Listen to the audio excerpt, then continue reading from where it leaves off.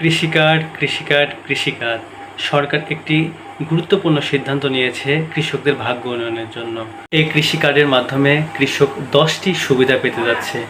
কৃষকদের ন্যায্য মূল্যে সার ও বীজ প্রাপ্তি, অর্থাৎ একজন কৃষক ন্যায্য মূল্যে বাজার থেকে সার এবং বীজ কিনতে পারবে। সহজ শর্তে ঋণ গ্রহণ, অর্থাৎ কৃষক সহজ শর্তে ব্যাংক থেকে ঋণ নিতে পারবে। 3, কৃষি কার্ড থাকলে কৃষক প্রণোদনা এবং ভর্তুকি পাবে। আর কৃষি বিষয়ক প্রশিক্ষণ, অর্থাৎ সরকারি বিভিন্ন কৃষি বিষয়ক প্রশিক্ষণে তারা অংশগ্রহণ করতে পারবে। কৃষি বীমা সুবিধা, অর্থাৎ কৃষক বীমা সুবিধা পেতে পারে। ন্যায্য মূল্যে সেচ সুবিধা পাবে। কৃষক এই সেচ নিয়ে যে হাহাকার থাকে, এই হাহাকারটা থাকবে না। স্বল্প মূল্যে কৃষি যন্ত্রপাতি কিনতে পারবে।